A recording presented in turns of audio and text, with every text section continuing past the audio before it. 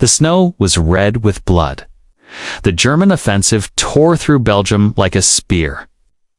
And every soldier holding the line knew exactly what happened to those who surrendered. Malmédy had made it clear, amid the chaos in the frozen darkness of December 21st, 1944. One 19-year-old American private stood alone on a narrow bridge, armed with little more than a Browning, a bazooka, and sheer defiance. He wasn't a commander, he wasn't famous, he wasn't supposed to survive the morning. Yet, somehow, Francis Sherman Currey held the line by 4 a.m. The fog of war revealed the first German tanks rumbling bumper to bumper, armor glinting in the dim light. They were the Waffen SS, elite, battle-hardened, infamous for their brutality and ruthless efficiency. Villages burned in their wake, and soldiers who surrendered rarely lived to tell the tale. But when these men faced Currey, they hesitated. Why? How could a single American private, barely out of his teens, stop the most feared soldiers in Europe? Before we uncover the story of bravery, cunning, and terror, take a moment, hit that subscribe button, and let us know where you're watching from. Your support helps bring history's most incredible stories to life. In the next few minutes, you'll see a teenager rise where giants faltered. You'll witness a one-man stand that didn't just hold a bridge, stopped an SS advance, dead in its tracks.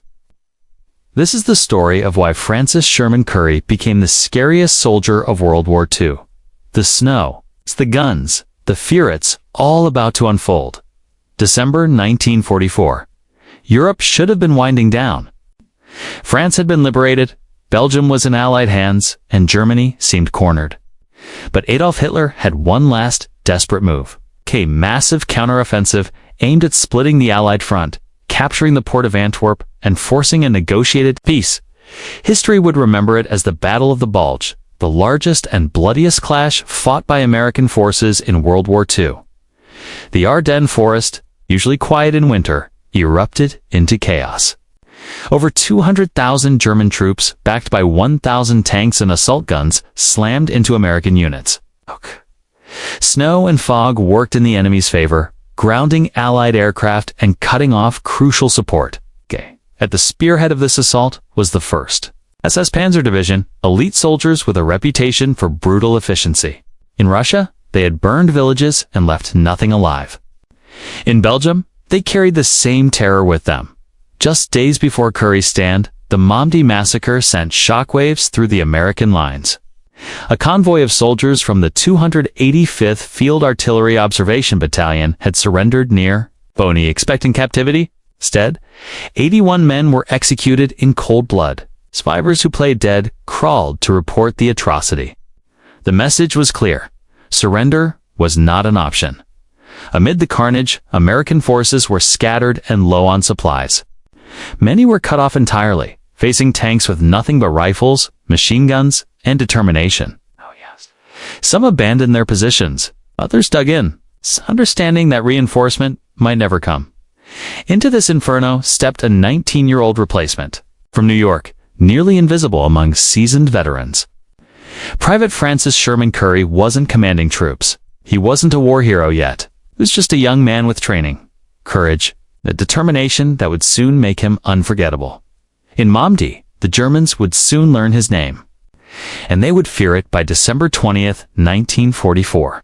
The German offensive had carved a deep wedge into Allied lines. Town after town in the Ardennes was falling to relentless German armor and Waffen SS infantry. Amid this chaos, Malmédy, a small Belgian town near critical road junctions, became a strategic point. Whoever controlled it would dictate the flow of reinforcements and supplies. If the Germans captured it, the path deeper into Allied territory would be open. The 30th Infantry Division, nicknamed Old Hickory, was tasked with holding Malmédy. One key position, a narrow bridge on the town's outskirts, would become the epicenter of the battle. It was a choke point, critical crossing. Lose the bridge, and the Germans could roll through the area unopposed. That's where Private Francis Sherman Currey was posted on the morning of December 21st, 1944. The temperature was bitter. Snow and ice blanketed the landscape, slowing movement but giving tanks and infantry natural concealment in the fog. Visibility was poor, and communication lines were stretched thin. Currey's fellow soldiers knew the stakes. The Malmédy massacre was fresh in their minds. Captured Americans weren't spared. Survival meant fighting to the last round as artillery thundered in the distance. Currey took his place alongside other infantrymen and supporting anti-tank crews. Yet the enemy's advance had already proven brutal. Anti-tank positions had been smashed. Units were overrun or retreating. And then, through the gray pre-dawn mist, movement appeared. The first German tank emerged, its steel tracks crunching the frozen ground. Then another. Soon, a column of tanks pressed forward with supporting infantry fanning out behind them. Most soldiers would have hunkered down, pinned by fear and enemy fire. Currey did the opposite. He scanned the battlefield, spotting the tank commander through the turret. Without hesitation, he fired his Browning automatic rifle. One clean burst, too. Men slumped out of sight. The tank rolled forward, but Currey wasn't done. He sprinted across open ground, dodging machine gun fire, toward a barn where a bazooka was stored. Another soldier assisted in loading it, but it was Currey who would fire. The first shot hit near a tank turret, disabling it. Smoke hissed as it rolled back out of the killing zone. One down. But more were coming. 3 more tanks, advancing in coordinated formation. This was no random skirmish. It was a planned SS push.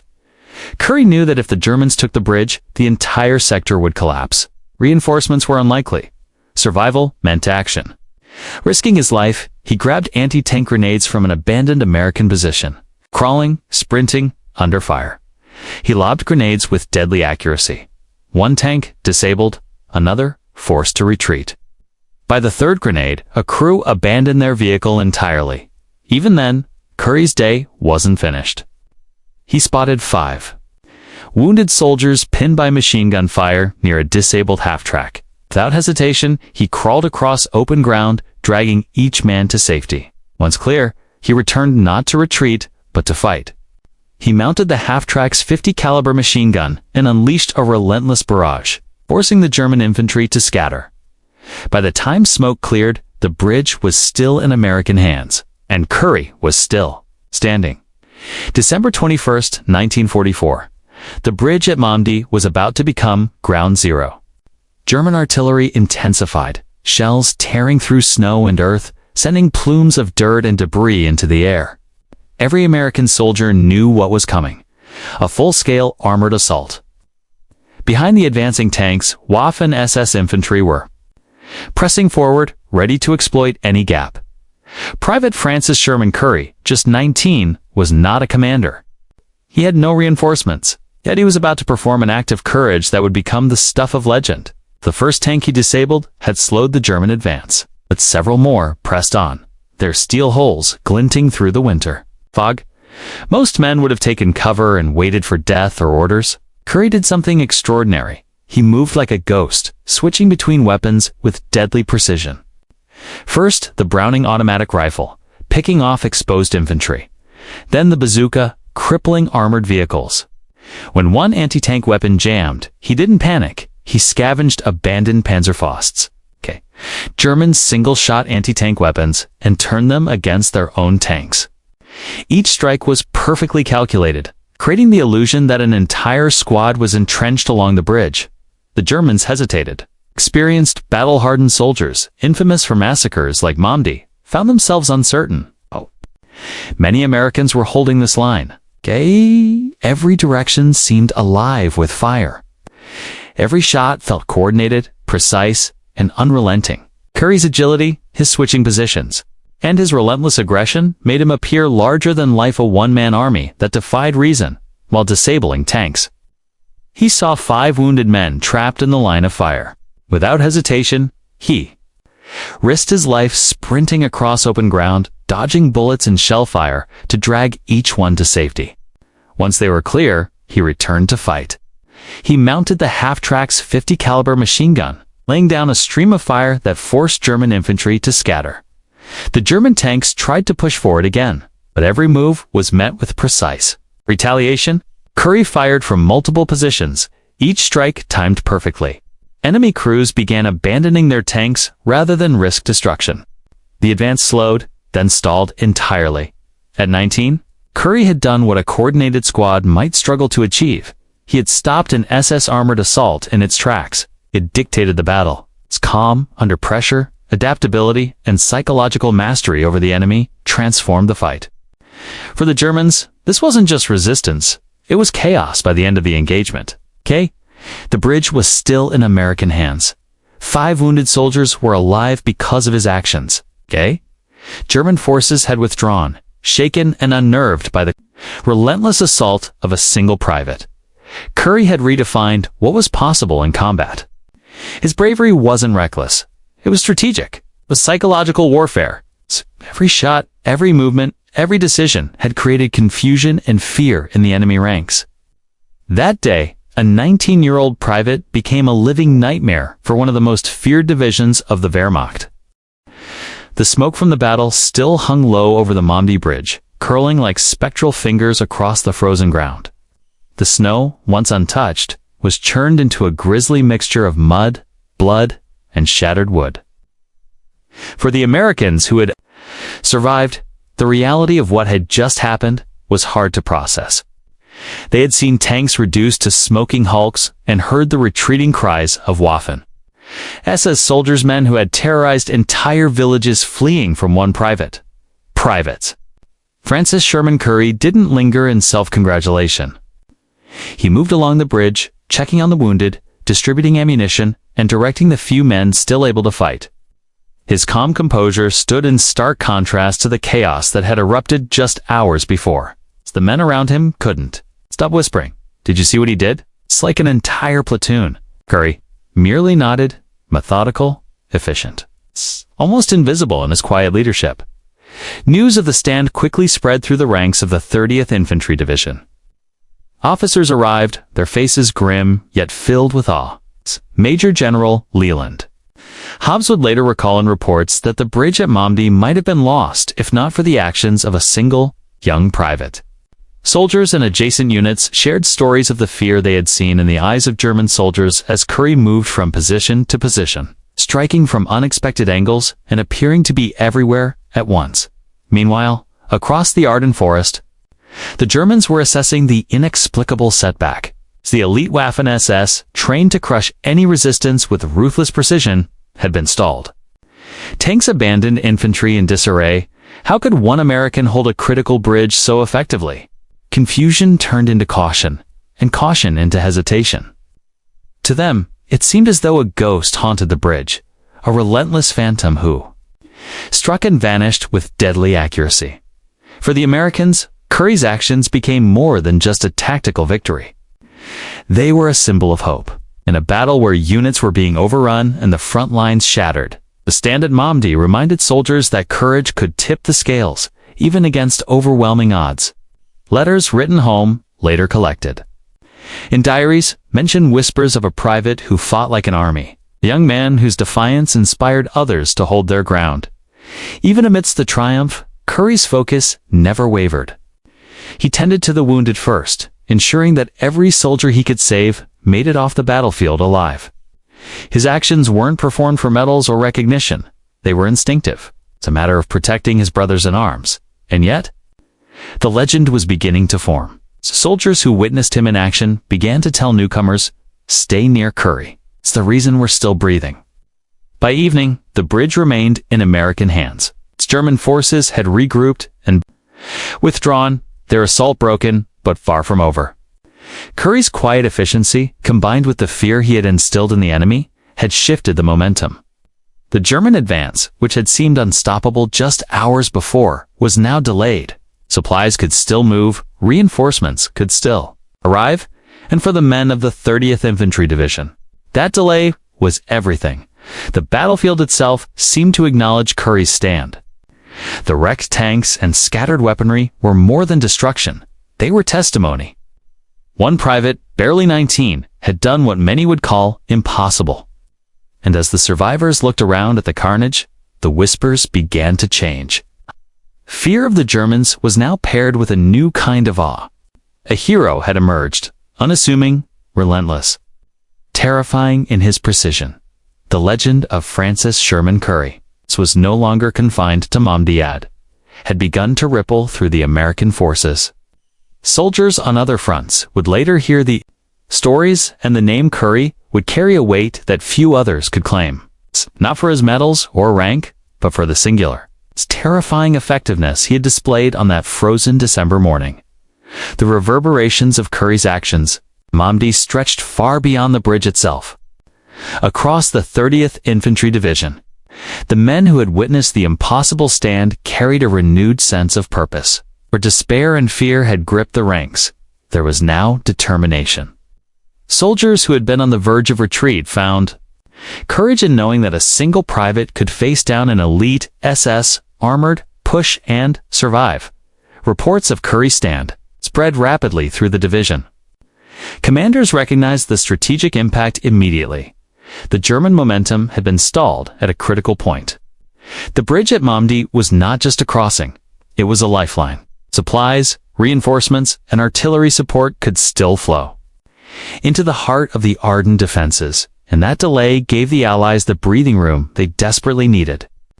By holding that bridge, Currey had effectively bought time for units elsewhere to reorganize, dig in, and prepare for counterattacks. For the German forces, the psychological effect was profound. Men who had been conditioned for years to expect obedience and fear from their enemies now faced uncertainty. How could a lone soldier, barely out of his teens, create the illusion of an entire force? The hesitations, the temporary withdrawals, the cautious probing all stemmed from Currey's ability to manipulate perception. The SS troops, trained to instill terror, were now themselves wary. In combat, hesitation is deadly, and for the first time that day, the fear was on the other side. Currey's colleagues, meanwhile, saw more than tactical brilliance. They saw a model of selflessness and courage under pressure. Amidst the chaos, he had ensured that 5 wounded soldiers survived, dragging them from danger under fire. He had turned a disabled half-track into a machine gun nest, firing relentlessly, while coordinating movement with the remaining infantry. His actions blurred the lines between individual heroism and unit-level strategy, demonstrating how one determined soldier could multiply the effectiveness of an entire defensive position. In the aftermath, General Leland Hobbs would later note that Currey's stand had significantly influenced the course of the Ardennes offensive in that sector. By stopping the German armored thrust, Currey prevented the immediate collapse of the American lines. The morale boost for nearby units was equally crucial. Soldiers, inspired by his courage, held positions they might otherwise have abandoned. Reports reached the highest levels of command, emphasizing not just the tactical significance, but the almost mythic quality of what had occurred. The impact extended beyond the battlefield. Stories of Currey's ingenuity, fearlessness, and decisiveness began to circulate among the troops, forming the early threads of a legend. Soldiers recounted how he moved like a ghost, switching between weapons, flanking enemy armor, and striking from unexpected angles. To those witnessing it, Currey wasn't just fighting. He was orchestrating a small symphony of destruction, a one-man unit capable of dictating the tempo of a battle. As the day drew to a close, Malmédy remained in American hands. The German advance had been broken, at least temporarily. The bridge, the lifeline of the defensive sector, was secure. Yet Currey didn't pause to celebrate. He continued to assist wounded men, organize defenses, and prepare for the inevitable next wave. That was the essence of his heroism: unwavering action, no matter the recognition or risk. The resolution of that day was not just about surviving. It was about establishing a precedent. One soldier, acting with ingenuity, courage, and relentless precision, could alter the course of a battle. And in doing so, Francis Sherman Currey had cemented his place, not just in the 30th Infantry Division's history, but in the annals of World War II. It's a figure whose actions were as terrifying to the enemy as they were inspiring to his comrades. Night fell over Malmédy, but the battle was far from over. Its bridge, still under American control, became a beacon of resistance for both sides. Across the snow-covered fields, the rumble of returning German armor could be heard, a reminder that Currey's stand had only delayed the inevitable. Yet, for those who had seen him fight earlier that day, hope lingered. By late evening, intelligence reports confirmed what the men feared. The German SS panzer units were regrouping. Reinforcements had arrived, bringing heavier tanks, engineers, and a fresh wave of infantry. Their intent was clear: take the bridge at all costs and resume the momentum of the ardent offensive. The SS was known for its relentlessness, but they now faced a problem that no training could fix: the psychological ghost of Currey's earlier assault. The young private didn't wait for orders. Currey had spent hours reinforcing the bridges, defenses, using abandoned vehicles, sandbags, and rubble to create killing zones. He had positioned mines and improvised anti-tank obstacles in a web that would funnel the German assault into predictable paths. His actions were no longer reactive. They were deliberate, preemptive measures that demonstrated a tactical mind far beyond his 19 years. The German tanks advanced under cover of darkness, their headlights dimmed to avoid drawing fire. Smoke and fog made the terrain treacherous. Yet Currey moved with uncanny awareness. From his vantage points, he could see turret flashes, hear the crunch of treads in the icy snow, and detect the faintest sounds of infantry movement. Each time a tank attempted to cross the frozen riverbed toward the bridge, Currey fired with precision bazooka rounds striking engines. Anti-tank grenades disabling tracks, captured Panzer FA's equipment, turning the enemy's weapons against them. What made Currey truly terrifying wasn't just his marksmanship, it was his ability to create confusion. German infantry reported seeing flashes of movement in multiple positions. Was it a squad? A platoon? A battalion? They couldn't tell. Every time a tank backed off, another round of fire seemed to come from a different angle. The illusion of overwhelming American forces unnerved even seasoned SS officers. They hesitated, recalculated, and delayed attacks critical seconds. That gave the defenders time to regroup in the midst of this chaos. Currey spotted more stranded comrades near a half-destroyed observation post. Under heavy machine gun fire, he crawled across the open snow, dragging wounded soldiers to safer positions. Each rescue was a calculated risk, but Currey seemed immune to panic. His movements were methodical, almost surgical, as if choreographed, to maximize effect and minimize exposure by midnight. The Germans launched a coordinated push, a combination of armored assault and infantry infiltration. Currey responded with adaptive tactics, switching between weapons, shifting positions, and firing from unexpected angles. K took out enemy machine gun nests, disabled 2 more tanks, and forced the remaining units to retreat. K for the enemy. The notion that a single private could dictate the flow of battle became undeniable. When dawn broke over Malmédy, the bridge still held. Currey, frostbitten and exhausted, had single-handedly repelled a second wave of the most feared soldiers in the German army. The men around him stared in disbelief. This was no longer luck, no longer a singular moment of bravery. This was a display of strategic brilliance, nerve, and relentless action that turned a one-man defense into a psychological nightmare for the enemy. Currey's second climax wasn't just about killing tanks or saving lives, it was about shaping the battlefield itself. By creating uncertainty, exploiting terrain, combining offense with rescue, he forced the enemy to reconsider their approach. The bridge had become a symbol of defiance, and Francis Sherman Currey had become more than a soldier. He was a living force the Germans couldn't predict.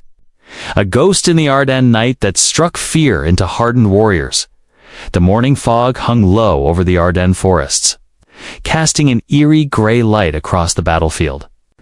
The snow was churned into mud and slush, littered with debris from the previous night's firefight. Across the frozen fields, German forces were regrouping. Their tanks had been damaged, their infantry demoralized, and yet they were relentless.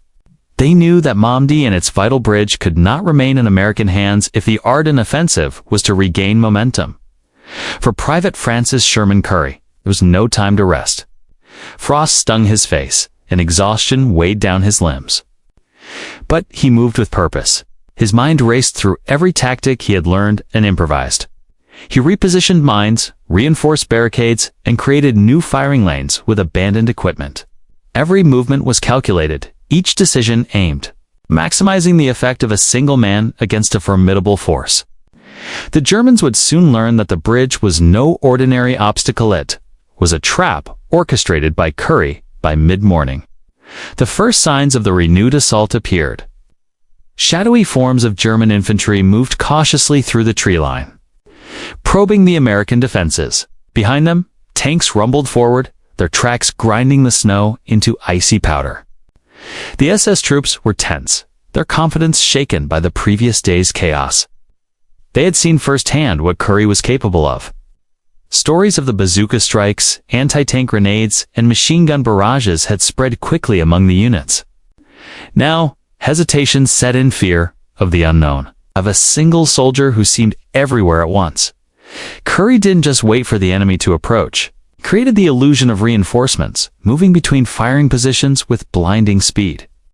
The crackle of machine gun fire echoed from multiple points, and smoke from grenades made it impossible for the Germans to identify how many soldiers were holding the line. To them, it was a full-scale ambush. In reality, it was just one man, exploiting every advantage amid the chaos. Currey spotted another group of wounded American soldiers trapped near a half-track. The men were pinned down, their medic injured. Without hesitation, he crawled through open snow under heavy fire, dragging each soldier to safety just as he had the day before. Every rescue strengthened morale for the Americans and deepened fear for the Germans. It's time Currey returned to the bridge with a new weapon. Be it a captured Panzerfaust or a repurposed Browning, he struck with precision, forcing the enemy to retreat, regroup, and rethink their approach. The psychological impact of Currey's tactics was becoming evident. German officers argued, confused by reports of multiple squads and unseen ambushes. Infantry hesitated to advance, while tank crews kept their distance, unwilling to risk a sudden strike. The very ground around the bridge had become Currey's weapon. By blending aggression with deception, he created uncertainty where the enemy had expected dominance.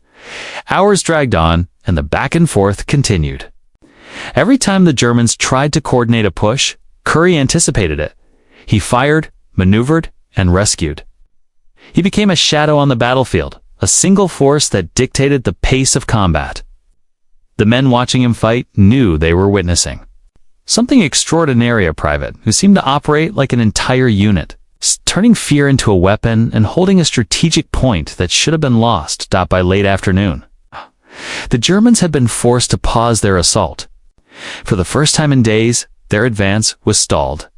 The bridge remained firmly in American hands, a symbol of defiance and the effectiveness of one soldier's courage and ingenuity. Currey's name was spreading among the troops and the enemy alike, whispered with a mixture of admiration and dread. This rehook wasn't just another battlelet, it was a testament to the psychological mastery Currey had achieved. The SS troops, known for their fearlessness and brutality, now questioned their own confidence. The boy from New York had rewritten the rules of engagement. One soldier, armed with skill, courage, and cunning, could make even the most seasoned warriors hesitate as the evening sun dipped behind the Ardennes trees. The bridge at Malmédy remained firmly under American control. The snow, once pristine, was now churned into a battlefield of mud, blood, and scorched earth. German tanks had retreated to regroup, their infantry pinned down and demoralized. For the soldiers who had witnessed it, the events of the past 2 days were almost unbelievable.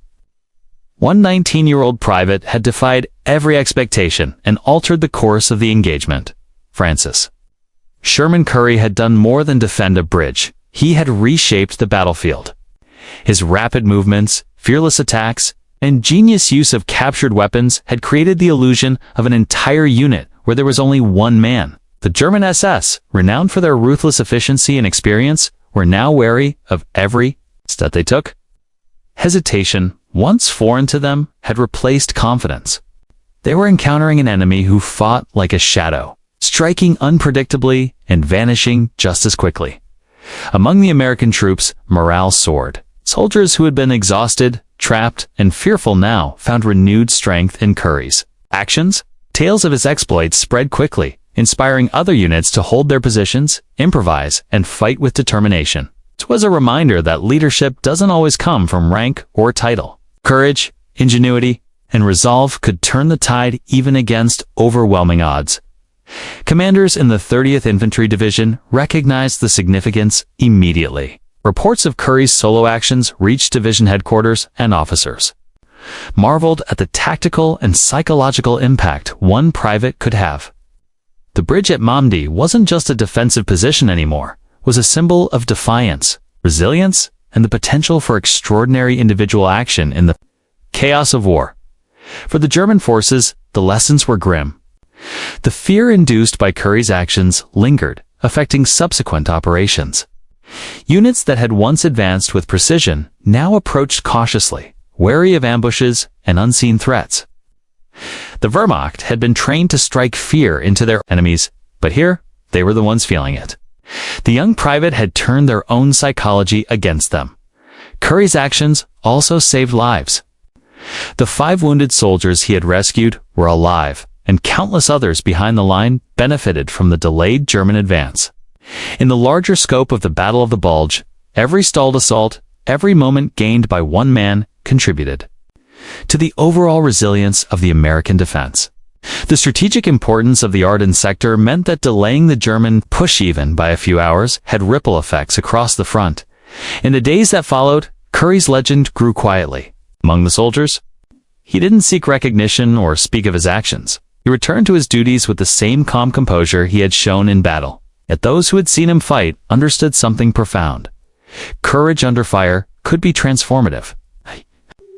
The midst of a devastating offensive, one soldier had reminded everyone that determination and intelligence could make a difference, even when the odds seemed insurmountable. Ultimately, the bridge at Malmédy remained in American hands. The German offensive blunted and the morale of Currey's unit preserved.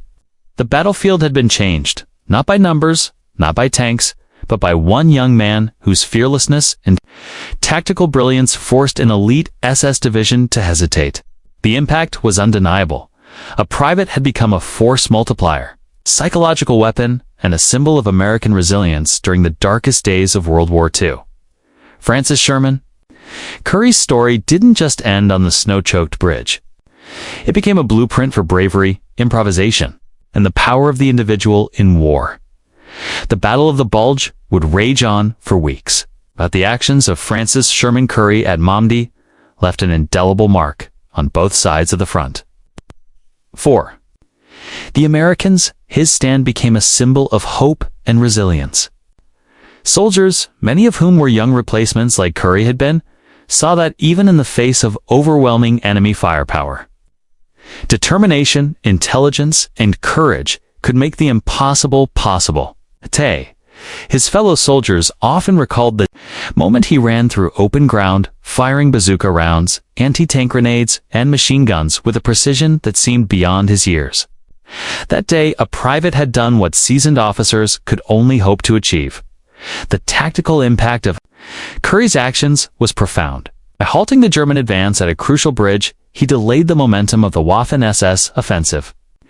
Every hour gained allowed American reinforcements to regroup, fortify positions, and prepare counterattacks.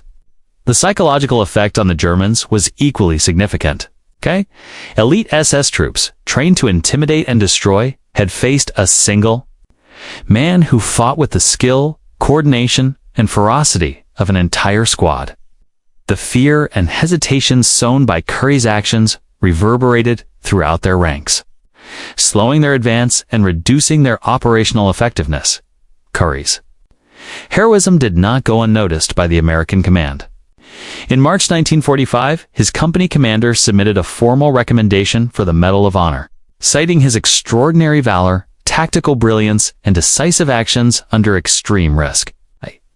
By July 27, 1945, near Reims, France, Currey received the Medal of Honor from Major General Leland Hobbs, commander of the 30th Infantry Division. Other accolades followed: the Silver Star, Bronze Star, 3 Purple Hearts, and Belgium's Order of Leopold. Even General Dwight D. Eisenhower reportedly remarked that Currey's stand at Malmédy may have shortened the war by as much as 6 weeks. Despite these honors, Currey remained humble. He did not seek fame or public recognition. After the war, he returned to civilian life, dedicating himself to helping fellow veterans as a counselor at the Veterans Affairs Medical Center in Albany, New York. Later, he ran a landscaping business and worked in hotel convention planning in Myrtle Beach. living quietly while the legend of his battlefield prowess grew around him. For those who had been there, Currey's presence was a reminder of the difference a single individual could make, and how heroism often manifests in quiet, relentless action rather than fanfare. His story would inspire generations of soldiers and civilians alike. Military academies and study programs incorporated his exploits into lessons on leadership, improvisation, and psychological warfare. He became the first Medal of Honor recipient immortalized as a G.I. Joe action figure, his legacy teaching younger generations about bravery, ingenuity, and the importance of never underestimating the power of one determined individual. Video games and simulations also adapted his actions at Malmédy as case studies in tactical decision-making, ensuring that his battlefield improvisation continued to educate and inspire long after the guns fell silent. When Francis Sherman Currey passed away peacefully on October 8, 2019. At the age of 94, he left behind more than a record of medals and accolades. He left behind a legacy of courage, under fire, and the terrifying efficiency of a soldier who could turn fear back on the enemy. The bridge at Malmédy had long since melted back into the Ardennes landscape, but the echoes of Currey's defiance, ingenuity, and unyielding bravery remained immortalized in history. Currey had proven a timeless truth. In war, it is not only the weapons, numbers, or strategy that determines the outcome, it is the resolve, courage, and creativity of the human spirit. One young private from New York had held back an elite SS division and left them questioning everything they thought they knew about combat. That day, Francis Sherman Currey became more than a soldier. He became a legend, a ghost whose presence could terrify even the most battle-hardened enemy. Francis Sherman Currey's story is not just one of bravery. It is a testament to the extraordinary power of one person in the chaos of war. On that freezing morning at Malmédy, he stood alone against the most feared soldiers in Europe, armed with little more than a bazooka, a rifle, and an unshakable will. In a world consumed by blood and fire, he became the line between survival and annihilation, proving that courage, ingenuity, and composure can tip the scales of history. His heroism reshaped the perception of what a soldier could accomplish. To the Germans, he was a ghost and unpredictable force who moved like an entire unit, striking with precision, rescuing the wounded, and making the impossible seem routine. To his fellow Americans, he was a symbol of hope, a reminder that even in the darkest hours, one individual could make a difference. After the war, Currey chose a quiet life, refusing the spotlight while continuing to serve others through counseling and community work. Yet his legend never faded. Medals, honors, military studies, G.I. Joe figures, video game adaptations kept his story alive for generations who had never set foot on a battlefield, but could understand the weight of courage and leadership. Under pressure, Francis Sherman Currey passed away peacefully in 2019. Leaving behind a legacy that continues to inspire and educate. He was more than a soldier. He was the embodiment of fearlessness and ingenuity in the face of overwhelming odds. The bridge at Malmédy may have been reclaimed by the Ardennes forests, but the legend of the private who fought like an entire army lives on. In the end, Currey's life reminds us that heroism is not measured by fame or recognition, but by the impact one can have when it matters most. One person, armed with courage and quick thinking, can change the course of history. Francis Sherman Currey wasn't just brave, he was the scariest soldier of World War II.